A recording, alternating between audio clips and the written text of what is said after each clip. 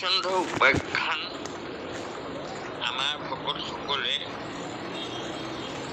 পঢ়া নেদেখোঁ বা হেৰি কৰা নেদেখোঁ। মোৰ মনত এটা কৌতূহল জন্মিলে যে মই বাৰু গুৰুজনেনো বাৰু ধৰ্ম নীতি ৰাজনীতি বেলেগ বেলেগ বুলি কয় দেখোন মানুহবোৰে। হৰিশ্চন্দ্ৰ উপাখ্যান ৰজাৰ কাহিনীটো মহাপুৰুষে দ্বিতীয় অংশ আমাৰ 67লৈকে পঢ়া হ'ল। আমি আগবাঢ়ি আহিছোঁ। সেই পক্ষীগণ সম্পৰ্কে মই আপোনাক ক'লো। প্ৰথম দিনাই কোৱা হৈছে যে পক্ষীগণ, আৰু সেই পক্ষীগণনো কি পক্ষী আছিলে, কেনেকৈ ধৰ্ম পক্ষী হ'ল, সেই সম্পৰ্কেও মই কৈ গৈছোঁ। এতিয়া আমি মূল হেৰিয়ালৈ আহিছোঁ যে হৰিশ্চন্দ্ৰ ৰাজাক মৃগয়ালৈ যাবলৈ হেঁপাহ কৰিলে প্ৰজাৰঞ্জক ৰজা, আৰু মৃগয়ালৈ গৈ এটা অথন্তৰ ঘটিলে। অৰ্থাৎ তেওঁ পহু এটা খেদি খেদি গৈ থাকোঁতে হঠাৎ তেওঁ তাৰমানে অবলা নাৰীৰ ক্ৰন্দন শুনিবলৈ পালে, আৰু শুনিবলৈ পাই তেওঁ তাতেই তাৰমানে কোনে নাৰীক অত্যাচাৰ কৰিছে এনেকুৱা ভাৱ এটা আহি তেওঁ খেদি গ'ল।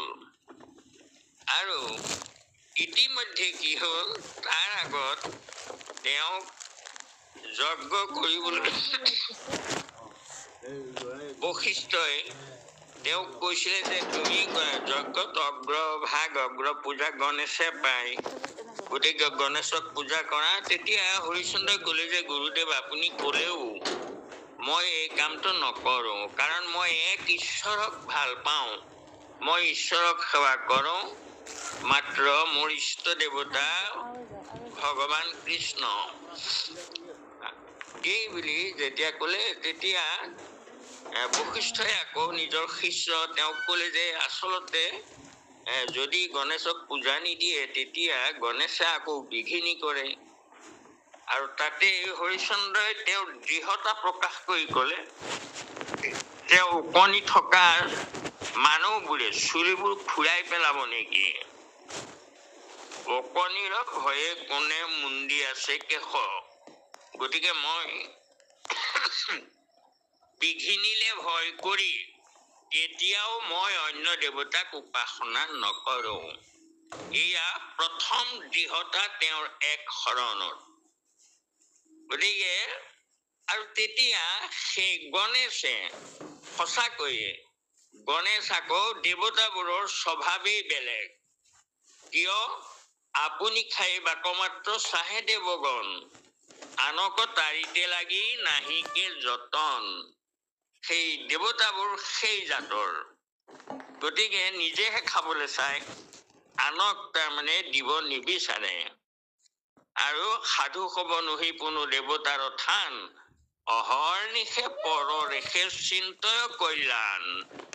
এই যে সাধু হব নহয় কোনো অহৰ্নিশে পৰৰ কল্যাণৰ কাৰণে নিজকো ত্যাগ কৰিব পাৰে সাধুসকলে। আৰু হৰিশ্চন্দ্ৰৰ এই চৰিত্ৰ ভাগক হৰিশ্চন্দ্ৰ উপাখ্যানত সেই কথাটো এটা প্ৰমাণ হ'ব, হৰিশ্চন্দ্ৰৰ গুণ। যে কি নহওক, সেই স্ত্ৰীৰ কথা শুনি তাৰমানে তেওঁ খেদি গ'ল।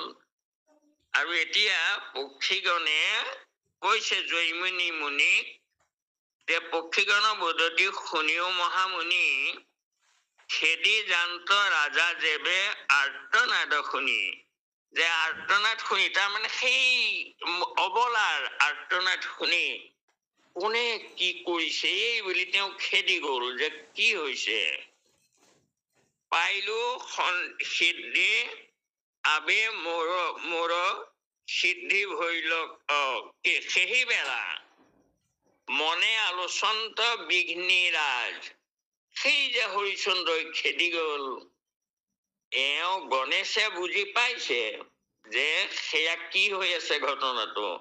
গতিকে ভালেই হ'ল, মই সুবিধা পালো, ই যে মোক পূজা নিদিলে তাৰ পতক তলাৰ এয়া মোৰ সময়। এই বুলি পাইলো সন্ধি আবে মোৰ সিদ্ধি ভৈল কাজ। অৰ্থাৎ হৰিচন্দ্ৰক বিঘিনি ঘটোৱাটোৱেই তেওঁৰ তাৰমানে ভাৱ। তেওঁ সেইটোকে চেক চাই আছে যে মোক পূজা নকৰিলে, গতিকে মই ইয়াৰ বিঘিনি কৰিমেই। তে কৃষ্ণ হ'ব যোৱা আৰু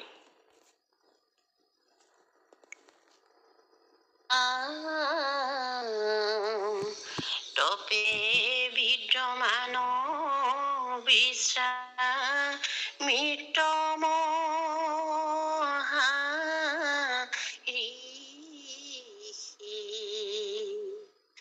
মহাবিদ্যা সাধন তনি জনবনে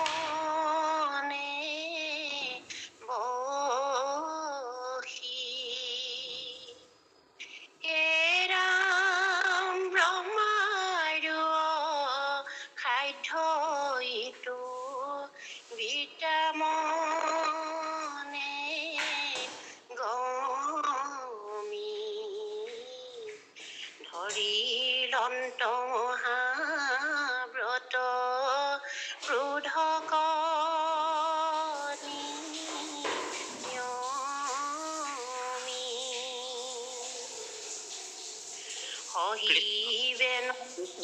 হ'ব শুন, তেনেকৈ একোট একোটকে পঢ়ি যাবা। এতিয়া এই বিশ্বামিত্ৰই তপস্যা কৰি আছে। তপে দীপ্ত মানৱ বিশ্বামিত্ৰ মহাঋষি। তেওঁ বিশ্বামিত্ৰ মহাঋষি, তেওঁ তাৰমানে তপৰ্ষি বুলি কয়। তেওঁ ইমান তপস্যাত তাৰমানে তেওঁ বৰ পাৰ্গত আছিলে। মহাবিদ্যা সাধন্ত নিৰ্জন বনে বহি, তেওঁ নিৰ্জন বনত বহি বিদ্যা সাধন কৰিছে। তাৰমানে সকলো ইন্দ্ৰিয়ক জয় কৰাৰ এয়া বিদ্যা সাধন বুলি কয় এটা। সেই বিদ্যা সাধন কৰিছে, আৰু সেই বিদ্যা সাধনটো ব্ৰহ্মাৰো অসাধ্য। এইটো বিদ্যা মনে গমি ধৰিলন্ত মহাব্ৰত ক্ৰোধক নিয়মী। তেওঁ একদম খঙক তাৰমানে সম্পূৰ্ণ নিয়ম কৰিলে। বিশ্বামিত্ৰ বৰ খঙাল। তেওঁ সেই খঙক তাৰমানে নিয়মিত কৰি লৈ বিদ্যাগণক বশ্য কৰিবৰ কাৰণে তেওঁ সাধনাত লাগি গ'ল। আৰু মহাব্ৰত কৰিলে। ক্ৰোধক নিয়ম কৰিবৰ কাৰণে তেওঁ ব্ৰত কৰিছে, মহাব্ৰত কৰিলে। কৃষ্ণ কৃষ্ণ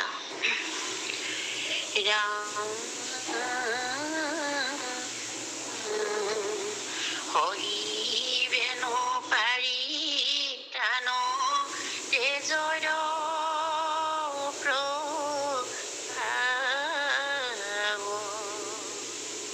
শ্ৰীৰূপে বিদ্যা গণে পৰে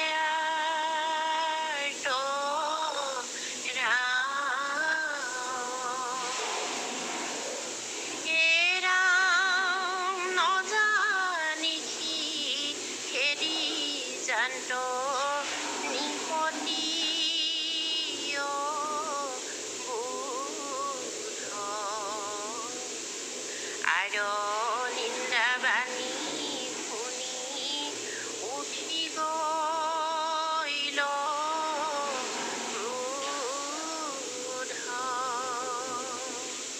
কৃষ্ণ সহিবে নপাৰি তাৰ তেজৰ প্ৰভাৱ। এই যে তেওঁ যে বিদ্যাগণক তাৰমানে আয়ত্ত কৰিবৰ কাৰণে খং নিয়মী তেওঁ বিদ্যাক বৰ্জ্য কৰিবলৈ সাধনা কৰিছে আৰু পঢ়িবে নপাৰি তাৰ তেজৰ প্ৰভাৱ।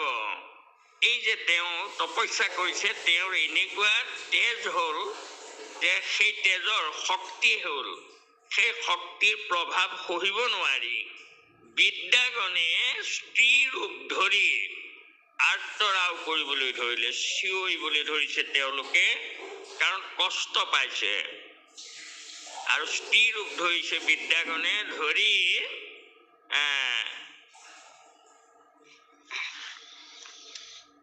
কৃষ্ণ আৰ্তৰ হয় নজানিয়া খেদি যান্ত নিপতি অবোধ। এওঁতো বুজি নেপাই খেদি গ'ল, তাৰমানে বুজি পোৱা নাই এয়া মহিলাই কান্দিছে বুলি ভাবিছে। আৰু নিন্দা বাণী শুনি উঠি গৈলা ক্ৰোধ। আৰু তেওঁ তাৰমানে সেই নিন্দা বাণী শুনিছে, শুনি তেওঁৰ খং উঠিছে, ৰজাৰ তাৰমানে খং উঠিছে। সেই তেওঁলোকে যে কান্দি কান্দি গাই আছে কিবা, এইটোত ঠিকে আছে নহয়, সেইটো কথা নহয়। এই যে নজানিয়ে খেদি গৈলে, এওঁ যে খেদি গৈছে যে আৰু নিন্দা বাণী শুনি উঠি গৈলা ক্ৰোধ, তাৰমানে এইটো হৈছে এই গণেশৰ। গণেশে যেতিয়া তাৰমানে নিন্দা কৰিছিলে তেওঁক, আৰু সেই নিন্দা বাণী শুনি তেওঁৰ তাৰমানে খং উঠিছে। আৰু এতিয়া ৰজাৰ তাৰমানে এই সুযোগটি পাইছে যে বিশ্বামিত্ৰৰ লগত এতিয়া ইয়াক তাৰমানে দুখ দিয়াৰ ব্যৱস্থা কৰিব লাগিব বিশ্বামিত্ৰৰ হতুৱাই। আৰু এই বুলি তেওঁ ভাবিছে, তাৰমানে গণেশে ভাবিলে, আৰু ভাবি পেলাই তেওঁৰ খং উঠিছে আৰু সেই নিন্দাবোৰ মনত পৰিছে। তাৰমানে এওঁ যে ক'লে উপনিৰ ভয় কোনে বুন্দি আছে কেশ, সেইটো কৃষ্ণ হ'ব যাবলৈ দিয়ে।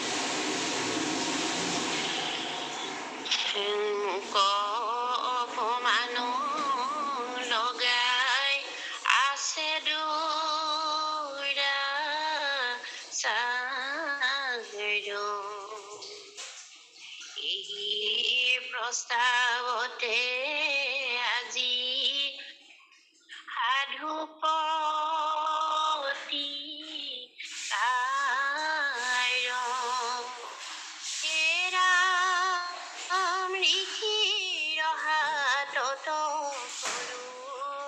ৰাজ্যৰ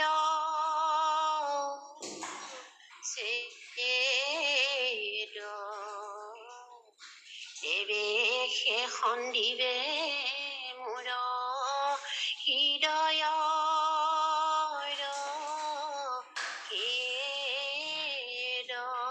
কৃষ্ণ কৃষ্ণ।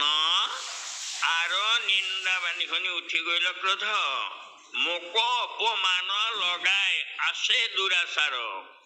অৰ্থাৎ মোক অপমান কৰি থৈছে এই হৰিচন্দ্ৰই।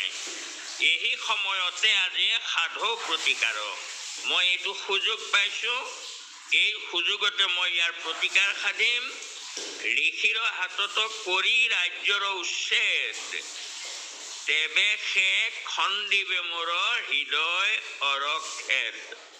মই ইয়াক তাৰমানে এই বিশ্বামিত্ৰৰ হতুৱাই ইয়াক ৰাজ্যৰ পৰা ইয়াক আঁতৰাই পঠাম, ৰাজ্য উচ্ছেদ কৰাম, আৰু তেতিয়াহে মোৰ হৃদয়ৰ খেদ তাৰমানে দূৰ হ'ব। মোক যে ইমান দুখ দি থৈছে, ই নিন্দা বাণী শুনাই থৈছে, তেওঁৰ হৃদয়ত বৰ খেদ লাগি আছে। আৰু এই খেদ দূৰ হ'ব যে ঋষিৰ হতুৱাই ইয়াক তাৰমানে হাৰাশাস্তি কৰাম, ৰাজ্যধন কহাই লোৱাম। কৃষ্ণ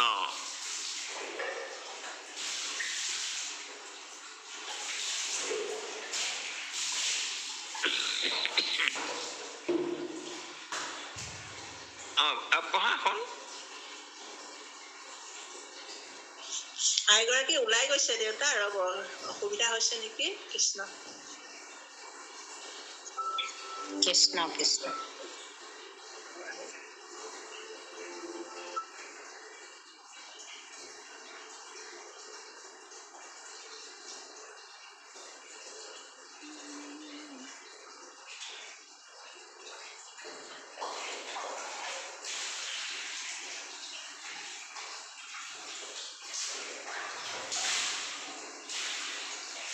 কৃষ্ণ মামনি এগৰাকী সোমোৱা নাই ওলাই গ'ল দেখোন কৃষ্ণ আমি অসুবিধা হৈছে নেকি বাৰু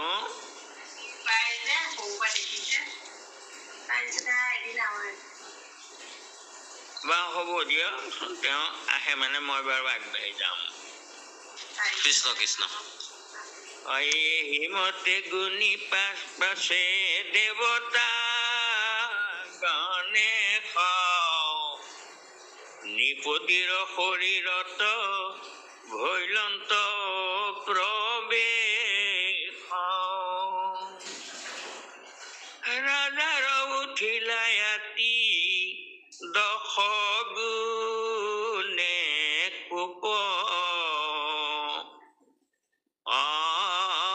ৰথত কৰন্তে জান্ত অনেক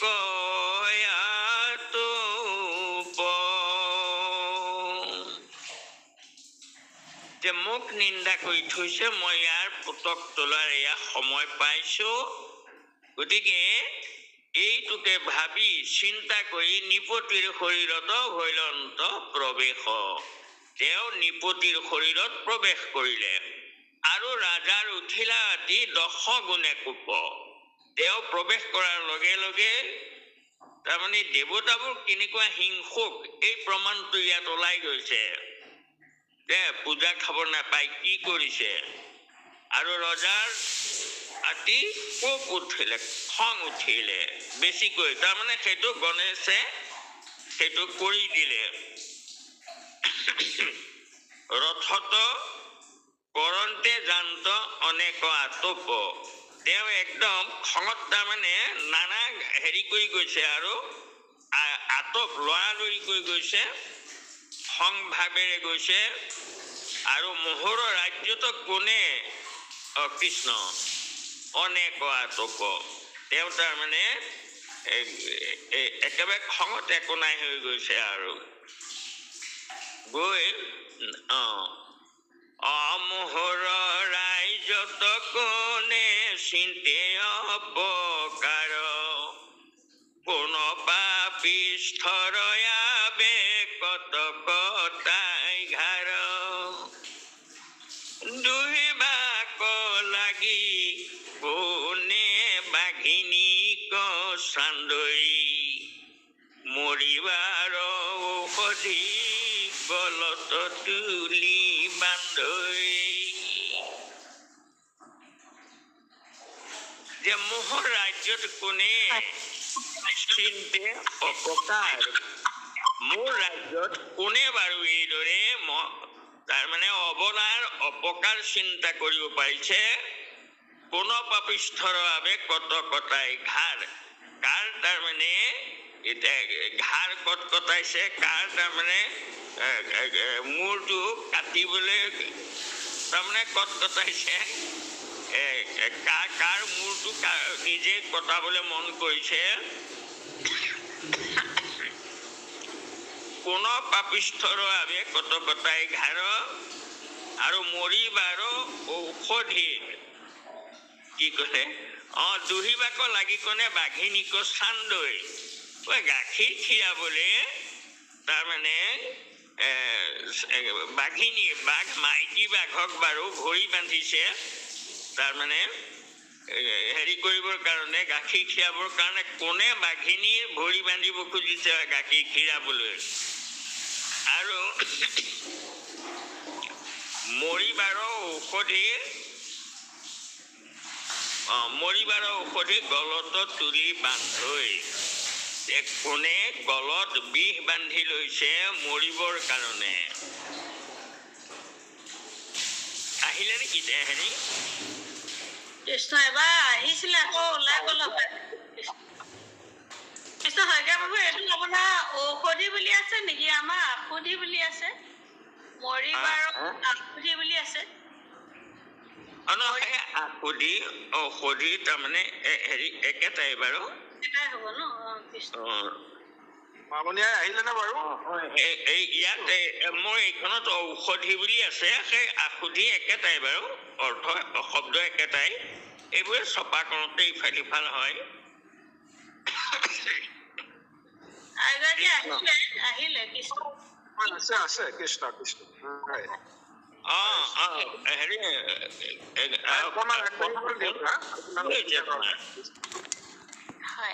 এই ৭৩লৈ মই পঢ়িলো বাৰু। হয় প্ৰভু, হয়। হেন মন্দ কৰ্ম কৰে কোননো অধমে, আমাক জোকাৱে পাতি মনশীল জমে, কৰল বিষক ভুঞ্জে মৰিবা কলাই, আজি ঘূৰহৰে জম পুৰে দিব ঠাই। হেন মন্দ কৰ্ম কৰে কোননো অধমে, এই এনেকুৱা বেয়া কাম কোন অধমে কৰিছে আৰু আমুক জোকাইছে যে তাক যমে তাৰমানে তাক মূলৈছিল, অৰ্থাৎ সি যমৰ নগৰলৈ যাবলৈ সাজু হৈছে। যমে তাৰমানে তাক নিবলৈ নিয়াৰ সময় পাইছে। আৰু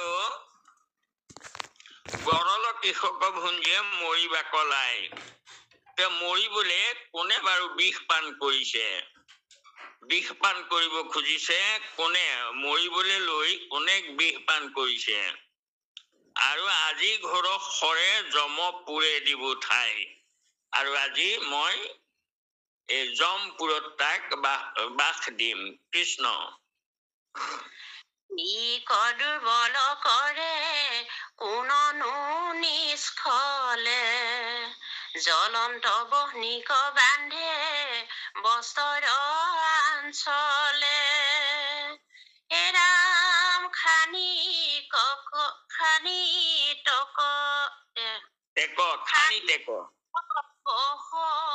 আজি চেদকৰো শিৰ, মূৰ ঘূৰ হৰে পিবে তপতৰো ধীৰ।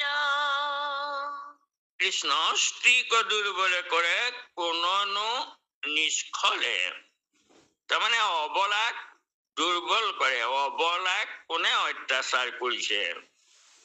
আৰু খানি টেক, অলপ সময় ৰ, মই গৈ পাই আছো, আৰু তোৰ শিৰ মই জ্বলন্ত বহ্নিক বান্ধে বস্ত্ৰ আঞ্চলে, জ্বলি থকা জুইৰ অঙঠাবোৰ বস্ত্ৰৰে কোনে বান্ধিছে, বান্ধিব খুজিছে। আৰু খানি টেক, অলপ সময় ৰ, আৰু তোৰ মূৰটো মই কাটিম, মূৰ কাটিম, মোৰ ঘোৰ সৰে পিবে তপত ৰুধিৰ, যে মোৰ সৰে তাৰমানে মোৰ সৰে তোৰ মূৰটো কাটি পেলাব, তপত ৰুধিৰ, তোৰ তপ্ত ৰুধিৰ মোৰ সৰে পান কৰিব। কৃষ্ণ। দেউতা এইখিনি কথা কোনে কৈছে বাৰু? দেউতা এইখিনি কথা কোনে কৈছে?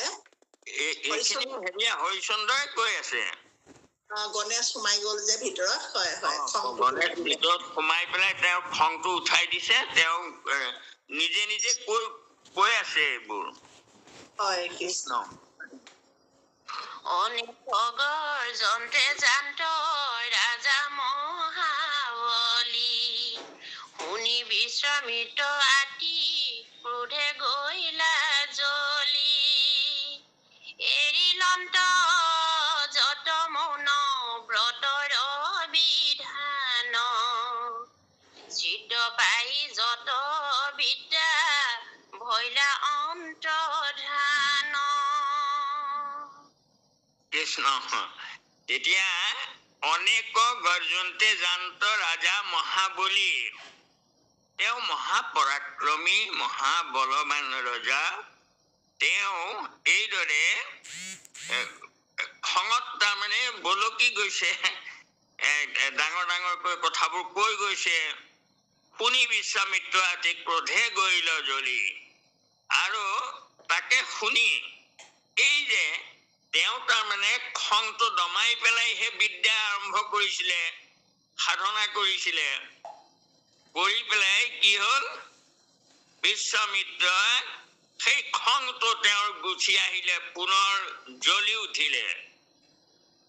আৰু জ্বলি উঠি পেলাই কি কৰিলে, তেওঁ এৰিলন্ত যত মৌন ব্ৰতৰ বিধান, ছিদ্ৰ পাই যত বিদ্যা ভৈল অন্তৰ্ধান। আৰু যেতিয়া তেওঁ খংটো উঠি আহিলে, সেয়া ছিদ্ৰ হ'ল। হোৱাৰ লগে লগে তেওঁ ব্ৰতৰ বিধান এৰি দিলে, মৌন ব্ৰতৰ বিধানটো এৰি দিলে।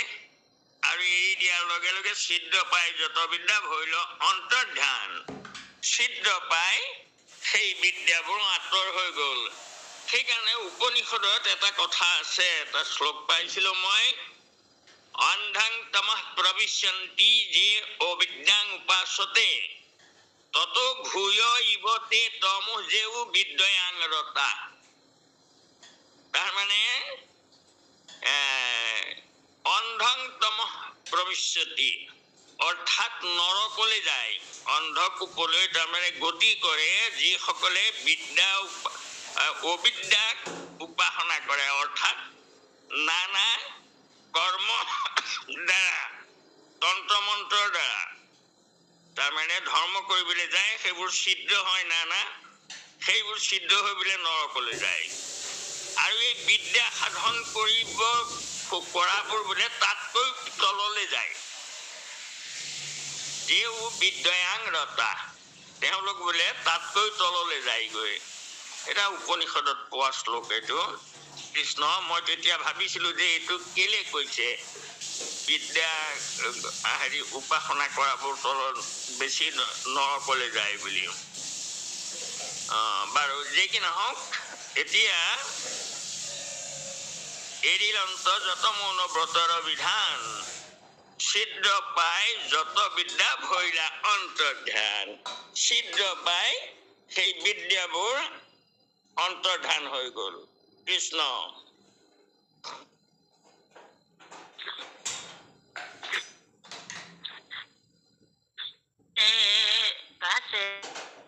হয়, পাছে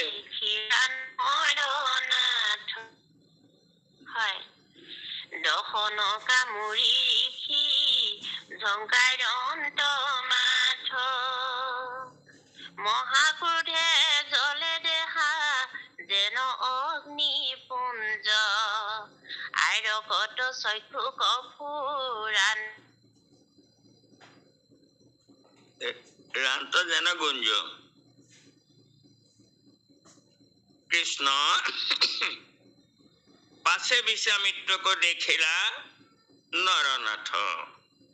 তেতিয়া বিশ্বামিত্ৰক গৈ এওঁ দেখা পালে।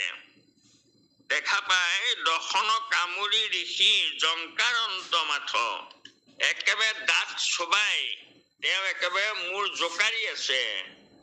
আৰু জোকাৰি জোকাৰি মহাক্ৰোধে জলে দেহা যেন অগ্নি পুঞ্জ, যেন জুই কুৰাহে জ্বলিছে তেওঁৰ গোটেই দেহাটো, তেনেকৈ জ্বলিছে। তাৰমানে আৰকত চক্ষু ফুৰান্ত যেন গুঞ্জ, একেবাৰে অঙঠাৰ দৰে তাৰমানে চকুকেইটা ঘূৰাই আছে তেওঁ। তেওঁৰ চকু পকাই আছে অগ্নিৰ দৰে একেবাৰে হেৰি, আৰু অগ্নিপুঞ্জৰ দৰে তেওঁ তাৰমানে গোটেই শৰীৰটোতে যেন জুই জ্বলি গৈছে। কৃষ্ণ। দেউতা আইগৰাকী নেটে দিগদাৰ কৰিছে নেকি, ওলাই গৈছে।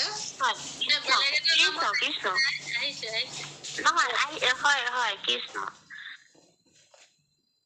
শৰীৰৰ পৰা ঘূৰে বহি যাই ঘৰ্ম, চাহান যায় যেন কালান্ত অন্তক জম এৰাম থাক বুলি দিল আঙুল নিচান দেখি নিপতিৰ হৈল অন্তৰিষ প্ৰাণ তেওঁ তাৰমানে ইমানেই জ্বলি গৈছে যে তেওঁ গোটেই গাটো ঘামি একেবাৰে গৰুহাই দি তাৰমানে গোটেই গা ঘাম বৈ গৈছে আৰু সহন নযায় যেন কালান্তক যম যেন কালান্তক যমহে আহিছে এনেকুৱা কৈ তেওঁ তাৰমানে দেখা পাইছে যেন যম যেন দেখিছে তেওঁ আৰু থাক বুলি দিলে আঙুলি নিচান তেওঁ আঙুলি জোকাৰি ক'লে ৰ তই অলপ ৰ এই বুলি তাৰমানে ৰ বুলি কৈছে আৰু দেখি নিপতিৰ ভৈলা অন্তৰিক্ষ প্ৰাণ আৰু দেখিয়েই তেওঁ যেন প্ৰাণ বায়ু ওলাই গ'ল ধনুশৰ দলিয়াই দিলে আৰু মহাভয়ে প্ৰৱেশিলা থিৰ নুহি তনু নজানিছি তোমাক বুলিলো অনুত্তৰ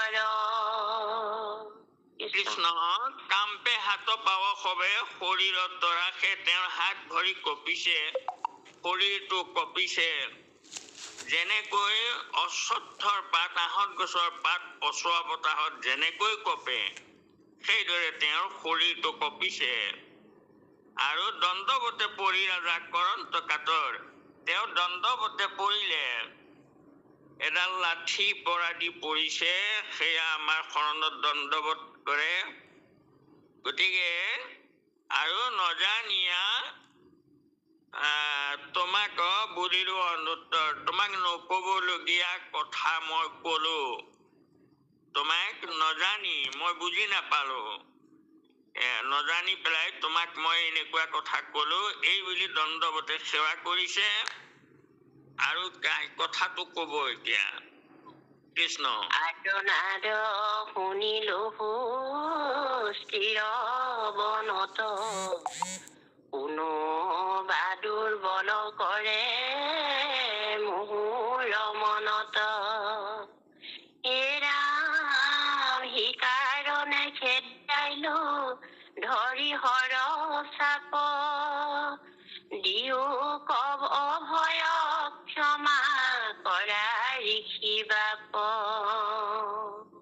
কৃষ্ণ আৰ্তনাদ শুনি লহো স্থিৰ বনত কোনোবা তিৰোতাই বনত কন্দা যেন চিঞৰিছে যেন ৰক্ষা কৰিবলৈ তেনেকৈ মই স্ত্ৰীৰ মাত শুনিলো কান্দন শুনিলো বনত কোনেবা দুৰ্বল কৰে মোহৰ মনত মই ভাবিলো কোনোবাই অবলাক আৰু দুৰ্বল কৰিবলৈ চেষ্টা কৰিছে কোনোবাই দুখ দিব খুজিছে অবলা নাৰীক এয়া মোৰ ভাৱ হ'ল আৰু সেইকাৰণে খেদি আহিলো ধৰি সৰচাপ আৰু সেইকাৰণে মই অবলাক ৰক্ষা কৰিবৰ কাৰণে এইদৰে ধনুষৰ লৈ ঢপলিয়াই আহিলো দিওক অভয় ক্ষমা কৰি ঋষি বাপ হে ঋষি মোক অভয় দিয়া মোক ক্ষমা কৰা মই দোষ কৰিলো কৃষ্ণ কৃষ্ণ ৰাম ৰাজা ভৈলে আমাৰ নিজ কাম কৰে ধেনু ধনু ধৰি ধৰ্মে কৰিব সংগ্ৰাম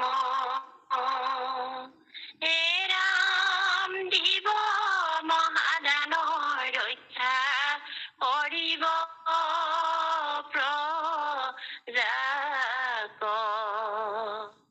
এই কাৰণে স্ৰষ্টা সজিলা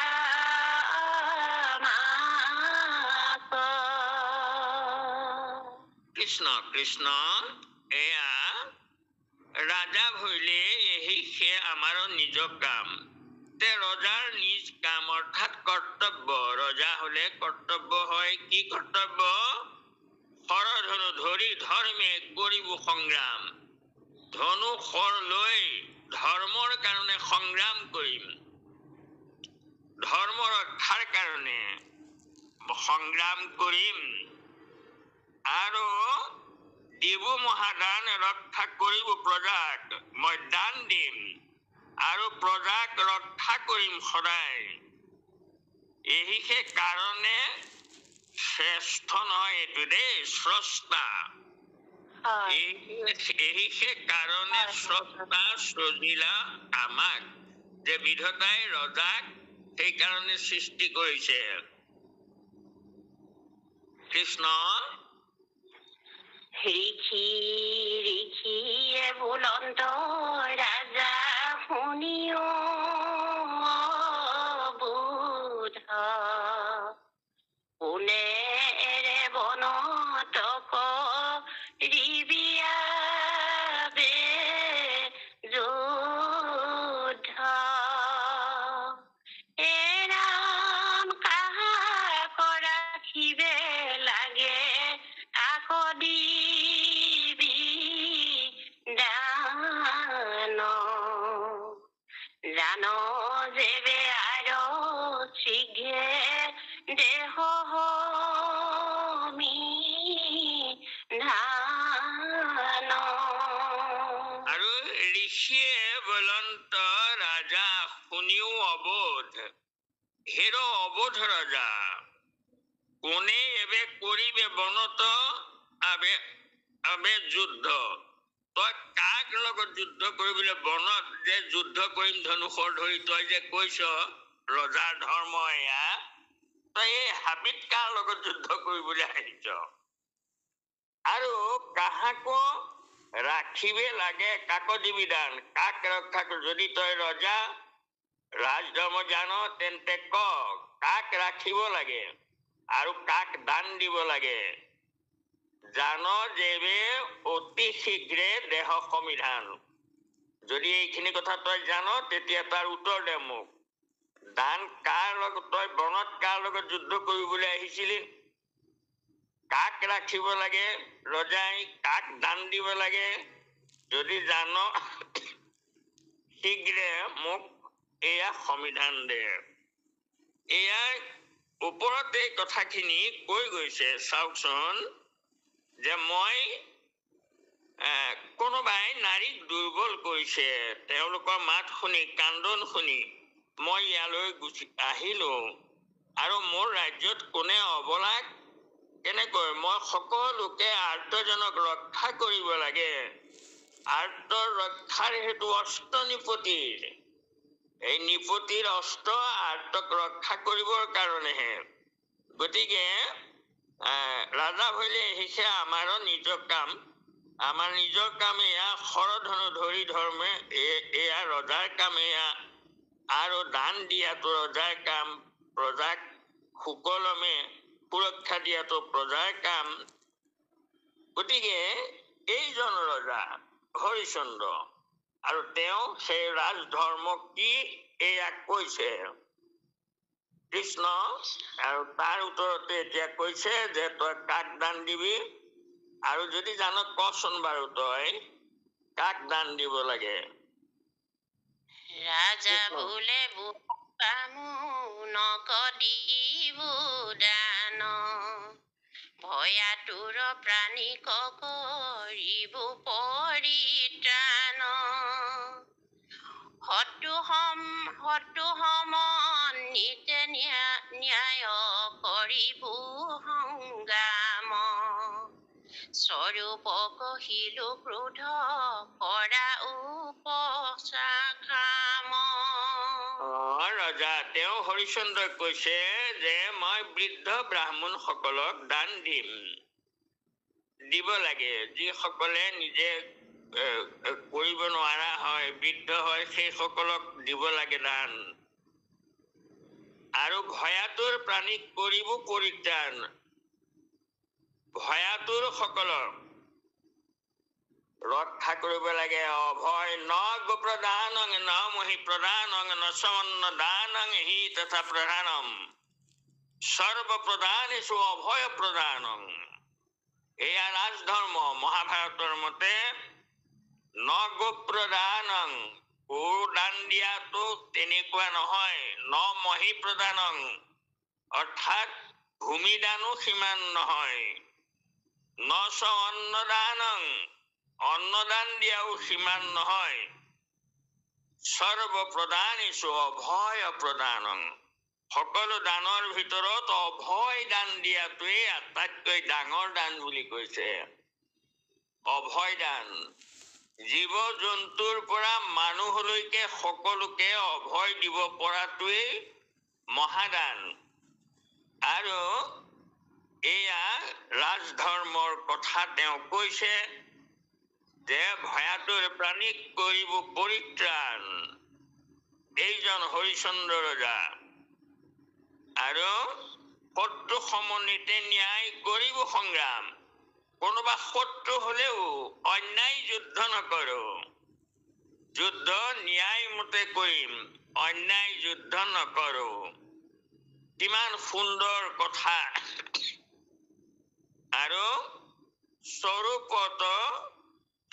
কহিল ক্ৰোধ কৰা উপশাম। মই এয়া সঁচা কথা কৈছো, গতিকে খংটো অলপ উপশাম কৰা ঋষিৰাজ। হয় কৃষ্ণ। হেন শুনি বিশ্বামিত্ৰ দিলা সমিধান, স্বৰূপত যেবে ব্ৰাহ্মণক দেহ দান। মইতো ব্ৰাহ্মণ তেৱে তোৰ জনা চিনা, জানতে মোক ৰাজসুৰ দিও দক্ষিণা। আৰু বিশ্বামিত্ৰই সেয়া চল চাই চাপৰি বজালে যে তেওঁৰ মুখৰ পৰা কথাখিনি উলিয়াই ললে। আৰু হেন শুনি বিশ্বামিত্ৰে দিলা সমিধান, ঠিক আছে, স্বৰূপত যেবে ব্ৰাহ্মণক দেহ দান, যদি তই সঁচাই ব্ৰাহ্মণক দান দিয়, তেতিয়া মইতো ব্ৰাহ্মণ তেবে তোৰ চিনা জনা, তইতো চিনি পাও মই এজন তপৰ্ষী ব্ৰাহ্মণ। গতিকে আৰু জানতে মোক মইতো ব্ৰাহ্মণ তোৰ জনা চিনা। ৰাজসুই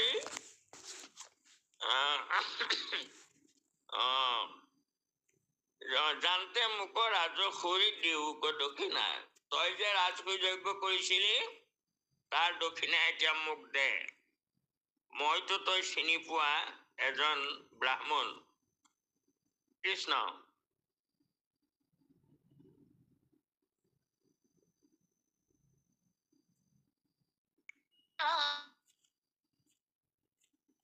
মনে বুলন্ত ৰক্ষাৰ ভৈল সেতু, দানে হেমা গন্তৰিষি আমাক নকবি, এৰাইলো প্ৰসাদ উপজিলো পুনৰপি। সেইটো এৰাইলো প্ৰমাদ হব দেই, প্ৰসাদ নহয়। কৃষ্ণ হয় প্ৰভু। হেন শুনি নিপতিৰ নামি আহিল ধাতু। এই কথাষাৰ কোৱাৰ লগে লগে নিপতিৰ মনটো শান্ত হল। তেওঁ ধাতু উৰি যোৱা যেন লাগিছিলে। আৰু ৰংগমনে বলন্ত ৰক্ষাৰ ভৈলা হেতু। আৰু তেওঁ তেতিয়া যে মই ৰক্ষা পালো আৰু দেই, কাৰণ এটা হল ৰক্ষা পালো। আৰু এওঁ যেতিয়া এয়া দানৰ কথা কৈছে, দানক শুনি নিপতি নামি আহিলে ধাতু, ৰংগমনে বলন্ত ৰক্ষাৰ ভৈল হেতু, দানক মাগন্ত ঋষি আমাক নসপি, আমাক তাৰমানে নসাপি, সাপ নিদিয়ে। তেওঁ যে দান খুজিছে এইটো বৰ ডাঙৰ কথা হল। মই ৰক্ষা পালো, এৰাইলো প্ৰমাদ উপজিলো পুনৰূপী না মই মৰা যেন হৈছিলো এওঁতো সাপি মোক ভস্ম কৰিব পাৰিলেহেঁতেন তাকে নকৰিলে গতিকে মই জিলো উপজিলো মৰি পেলাই উপজিলো এনেকুৱা আনন্দ লাগিছে তেওঁৰ কৃষ্ণ উলাহিয়া যেন স্বৰ্গ পাইলা আনন্দত কৰজোৰে বিনাৱন্ত ঋষিৰ আগত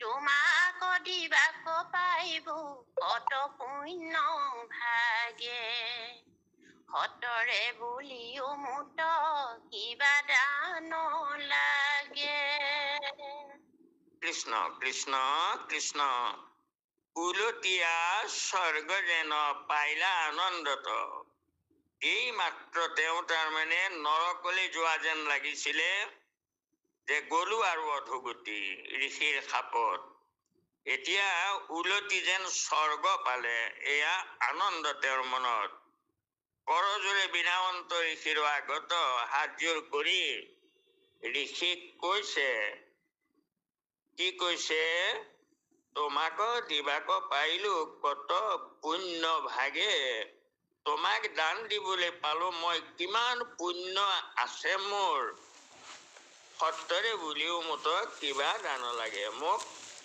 কোৱা কোৱা ঋষিবৰ সোনকালে কোৱা কি দান দিম কি দান লাগে তোমাক কৃষ্ণ কিবা ৰত্ন ৰজতৰ অলেখ ভাণ্ডাৰ কিবা দণ্ড পাত ৰাজ লক্ষ্মী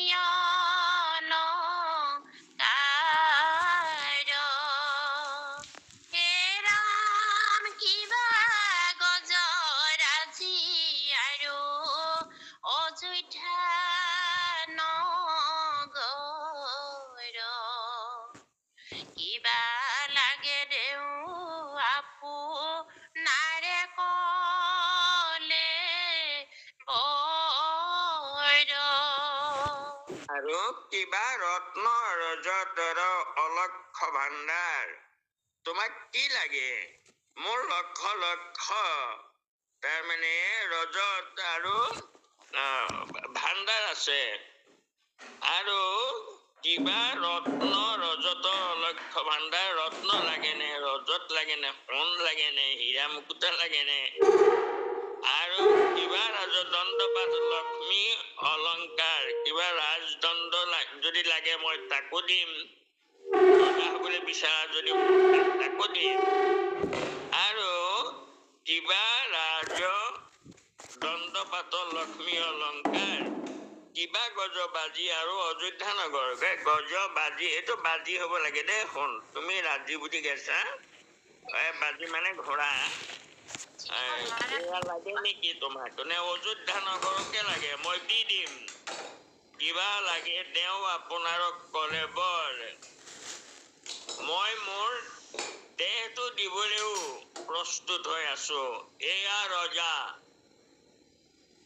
যি নিজৰ দেহটো দিব খুজিছে এয়া ৰজাৰ ধৰ্ম যে মই যদি তুষ্ট হোৱা গুৰুদেৱ দামোদৰ তজু চৰণত সমৰ্পিলো কলেবৰ এতিয়া আমি কাই বাক্য মনে শৰণ লওঁ এইজন শৰণীয়া তেওঁ নিজৰ কাইটো দিবলৈও প্ৰস্তুত হৈছে কৃষ্ণ কৃষ্ণ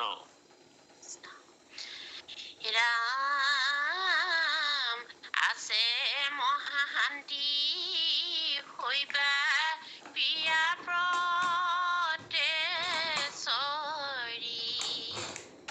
ৰোহিত ৰাষ্ট্ৰপুত্ৰ মোৰ প্ৰাণ এৰে হৰি হে ৰাম যদি ঋষি খোজা মুত তাকো দেও দান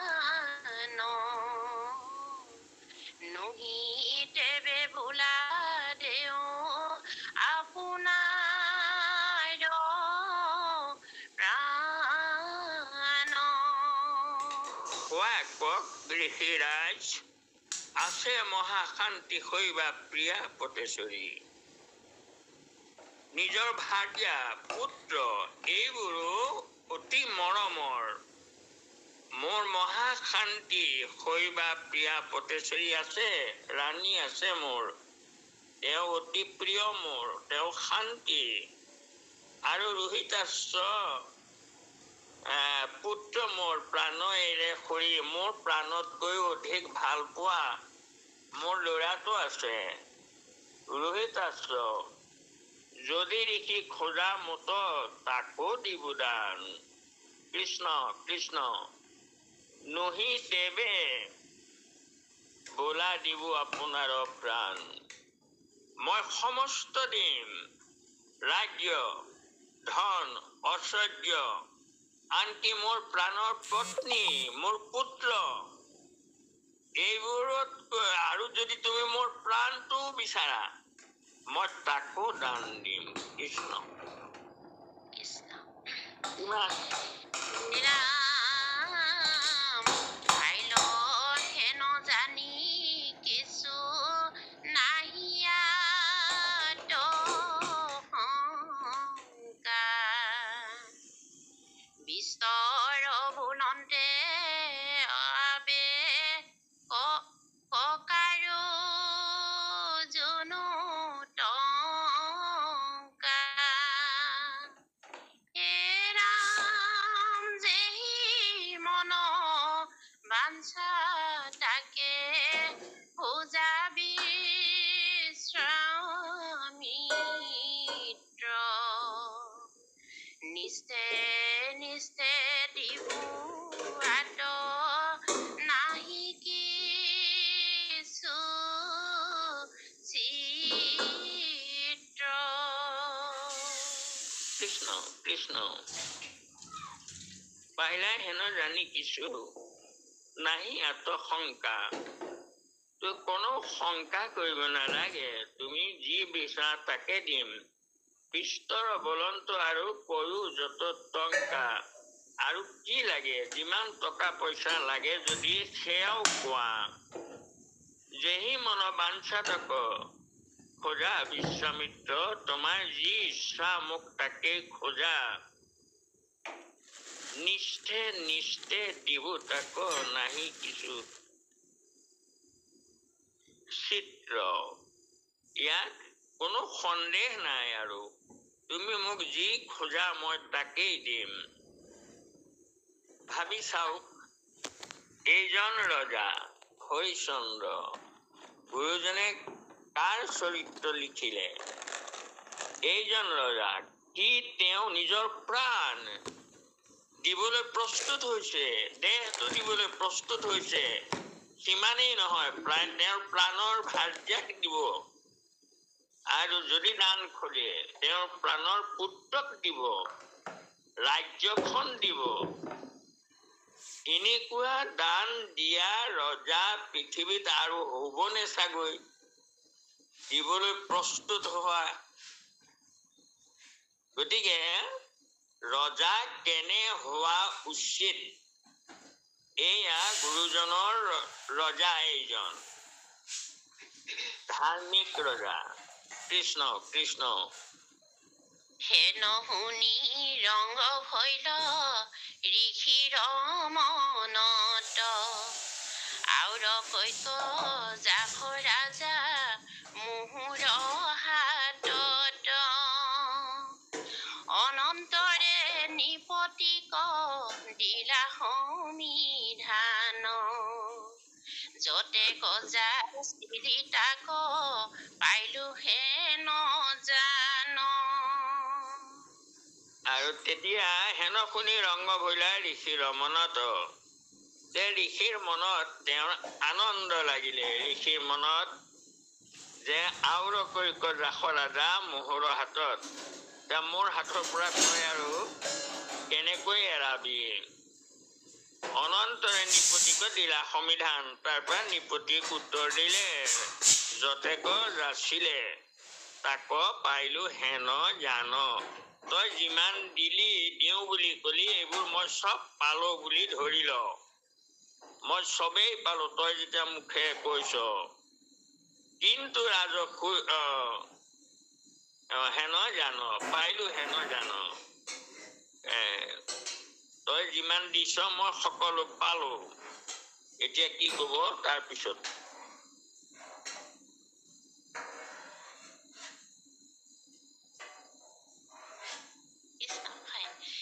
কিন্তু ৰাজপুৰখিনি নাহিবো আগে, পাছে দান খুজি লৈবো মোক দিবা লাগে। প্ৰথমতে যজ্ঞৰ দক্ষিণা আছো খুজি, যেন লাগে দিও আপোন মন বুজি। কৃষ্ণ, কিন্তু মই পালো বুলি ধৰি ল তই যিখিনি দিলি, কিন্তু মই ৰাজ হৈ দক্ষিণা লাগে মোক, তই ৰাজ হৈ যজ্ঞ কৰিলি, পাছে দান খুজি লৈব মোক দিবা লাগে, তাৰপিছত মই দান লম, তই আগধৰি দক্ষিণাটো দি ল।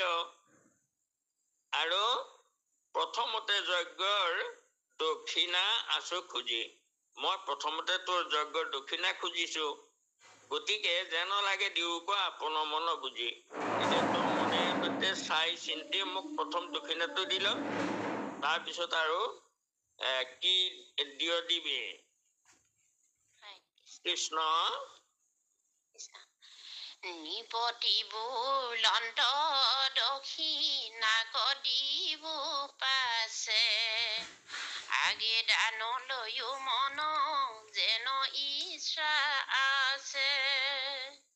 হেন শুনি ঋষিয়ে বুলন্ত ভাল ভাল, যেবে দান দিবা মোক শুনা মহিপাল।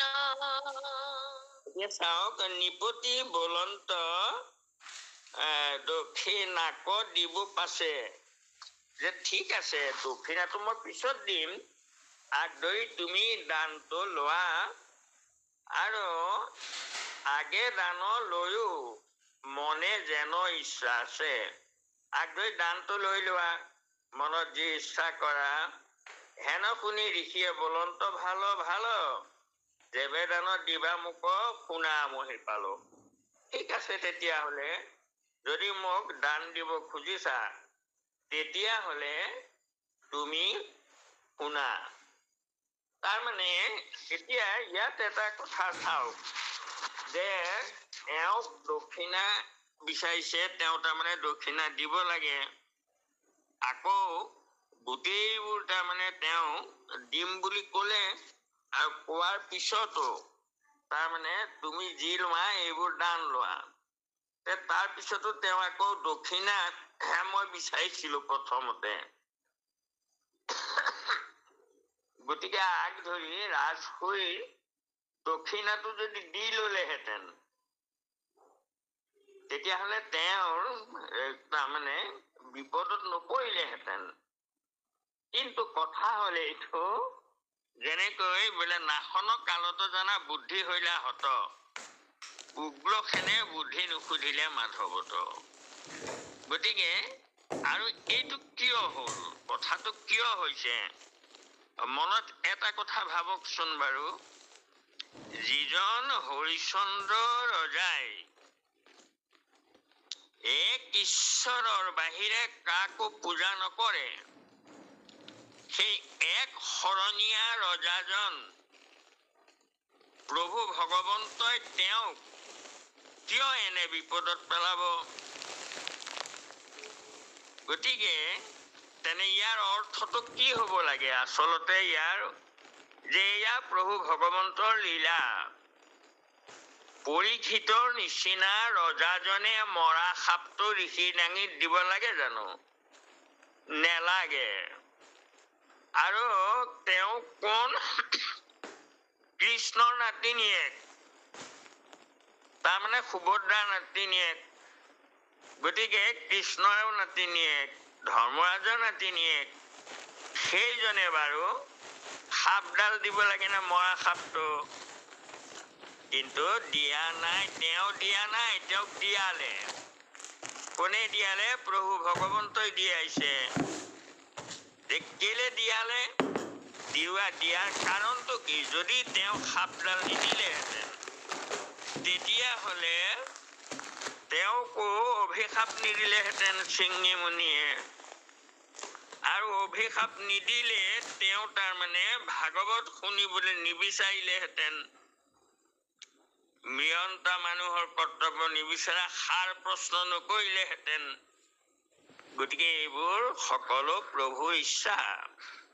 গতিকে এই হৰিচন্দ্ৰ এজন ৰজা, সুপ্ৰতিষ্ঠিত ৰজাৰ আদৰ্শ দেখুৱাবৰ কাৰণে এইখিনি প্ৰয়োজন আছিলে। এয়া লীলা প্ৰভু ভগৱন্তৰ। গতিকে এতিয়া হৰিচন্দ্ৰক এইখিনি তাৰমানে তেওঁই পাহৰাই দিছে, ঈশ্বৰেই, যে তোক মোৰ ভকত কেনেকুৱা আৰু পৰীক্ষা কৰক। কোনেও মোৰ ভকতকতো একো কৰিব নোৱাৰে, গতিকে পৰীক্ষা কৰিছে। এয়া কৃষ্ণ সকলোকে দেখুৱাই দিব কথাটো। কৃষ্ণ কৃষ্ণ। সহাগতা পৃথিৱী তোৰ যত অধিকাৰ, গজবাজি প্ৰজা যত ৰত্নৰ ভণ্ডাৰ, গ্ৰাম দেশ পৰ্বত যতে কবনস্থলী, সমস্তে দিয়োক মুখ প্ৰতিজ্ঞা ফলি। ঠিক আছে। সসাগৰ পৃথিৱী অৰ্থাৎ তোৰ অধিকাৰত সাগৰ পৰ্যন্ত যি আছে এই পৃথিৱী তোৰ অধীনত থকা, আৰু গজবাজি প্ৰজা যত ৰত্নৰ ভাণ্ডাৰ, যিমানবোৰ ৰত্নৰ ভাণ্ডাৰ আছে, কেৰণটো লাগি গ'ল। ৰত্নৰ ভাণ্ডাৰবোৰ তাৰমানে আগত লৈ ললে, গতিকে পিছত তেওঁৰ উপায় নাইকিয়া হব এতিয়া দান দিবলৈ। গতিকে এইটো চাতুৰি কৰিছে কৃষ্ণ। আৰু গজবাজি প্ৰজা যত ৰত্নৰ ভাণ্ডাৰ, আৰু গ্ৰাম্য দেশ পৰ্বত যতেক বনথলী, তাৰমানে তেওঁৰ অধিকাৰত থকা গোটেই সকলো বস্তু। আৰু বিস্তৰ বাক্যত ৰাজা নাহি মোৰ কাজ, মই আৰু কথা শুনাই নাথাকো তোক, মই বকি নাথাকো, যে পুত্ৰ ভাজা সমন্বিতে তুমি মাত্ৰ হয়নে? এই ওপৰতে থাকিলে গ্ৰাম্য দেশ পৰ্বত যতে কমনত ধৰি সমস্তে দিয়োক মুক প্ৰতিজ্ঞা সাফলি, প্ৰতিজ্ঞা সম্ফল কৰি মোক এই সকলো দান দিয়া।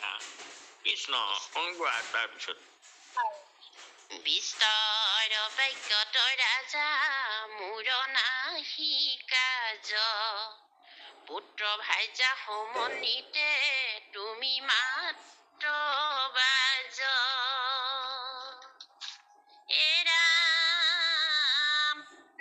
আৰু নখোজহ পুণ্য কথা কোকতৰ ভাগে, আনা যত সৰ্বস্ব সকলে মোকল লাগে। বিশ্বামিত্ৰয়ো এয়া তেওঁক পৰীক্ষা কৰাৰ চল। এয়া তেওঁ পৰীক্ষা কৰিছে, কিন্তু এটা ডাঙৰ কথা কৈ দিলে যে নখোজহ পুণ্য কথা কোকতৰ ভাগে। ৰাজখুই আদি যজ্ঞৰ যিমান পুণ্য কৰিলি তই, সমস্ত পুণ্যবোৰ তোৰ লগতেই থাকক। অক্ষয় পুণ্য হৰিচন্দ্ৰৰ। গতিকে আৰু এওঁ যদি কৈ দিলেহেঁতেন পুণ্যবোৰো দে, তেতিয়াই তাৰমানে লেঠা মৰিয়েই যায় আৰু। কিন্তু হৰিচন্দ্ৰইও জানে এইটো, এই পৰীক্ষা। গতিকে হৰিচন্দ্ৰই কলে যে তেওঁৰ পুণ্যবোৰ তেওঁৰ লগত থাকিলেনো তেওঁক এইবোৰ কেলে? পুত্ৰ ভাজা আৰু তেওঁক ৰেহাই দিলেই। গতিকে পুণ্যবোৰ যেতিয়া থাকে তেতিয়া তেওঁক সেই পুণ্যই পুনৰ তেওঁক ঘূৰাই আনিব। এইটো খাটাং কথা। আৰু বিশ্বামিত্ৰয়ো সেই চিত্ৰটো তাৰমানে তাত ৰাখি থলে যে তোৰ পুণ্য মোক নালাগে, বাকী সৰ্বস্ব মোক দি দে। কৃষ্ণ।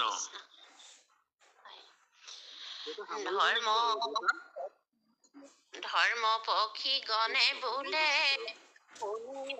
জয়মিনী কৰিলন্ত হাস্য হৰি চন্দেহে নশুনি সাৰ্থক আৰ্জিলো ৰাজ্য ভাৰ ধন ধান তুমি হেন ঋষি কহ মস্তে দিব দান। কৃষ্ণ। ধৰ্ম পক্ষীগণে বোলে শুনিও জয়মুনি, হে জয়মুনি শুনা, পৰিয়ন্ত হাস্য হৰিশ্চন্দ্ৰ হেন শুনি। হৰিশ্চন্দ্ৰই সেয়া শুনি তেওঁ হাঁহিলে। সাৰ্থক আৰ্জিলো ৰাজ্য ভাৰ ধন ধান। এই যে ইমানবোৰ ধন ধান অৰ্জন কৰিলো, মই ৰাজ্য অৰ্জন কৰিলো, সাৰ্থক এয়া মোৰ, সাৰ্থকৰ মোৰ এই অৰ্জনখিনি তাৰমানে সাৰ্থক হ'ল। আজি যিমানবোৰ মই উপাৰ্জন কৰিলো এয়া সাৰ্থক হ'ল। কেনেকৈ? তুমি হেন ঋষিক স্বহস্তে দিবু দান। স্বহস্তে মই তোমাক মোৰ উপাৰ্জিত সকলো সম্পত্তি দান দিম, এয়া মোৰ মহাভাগ্য। কৃষ্ণ। ৰাম অখাৰ সংসাৰ জ্ঞানী লোকেহে ন কহে জীৱা দেই জীৱা খাই সেহি মাত্ৰ বহে নাম অথিৰ হৰিৰ ক্ষণিতেকে উৱে চন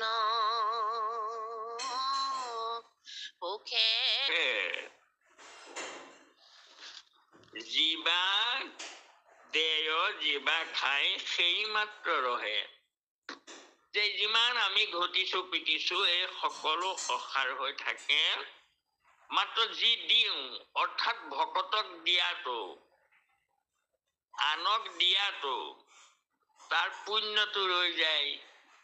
আৰু কি হয়? দেয় যি দিওঁ আৰু যিবা খাওঁ, যিটো খাইছো সেই খোৱাৰ যিটো মূল্য সেইটো শৰীৰটো ৰাখি দিছে।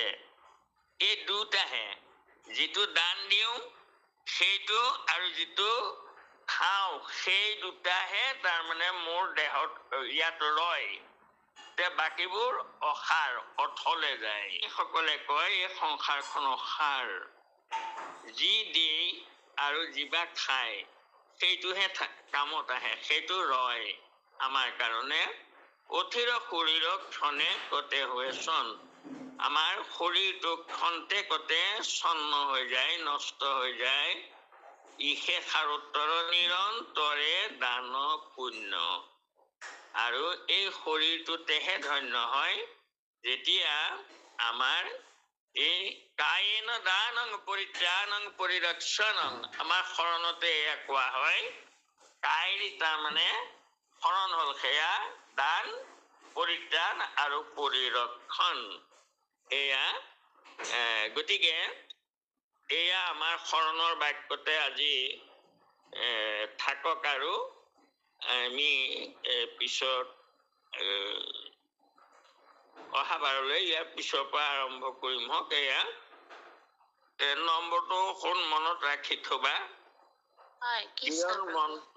হেৰিটো 97লৈকে হ'ল আমাৰ, 98 পৰা হ'ব। কৃষ্ণ মই পাহৰি যাওঁ আকৌ কথাবোৰ আজিকালি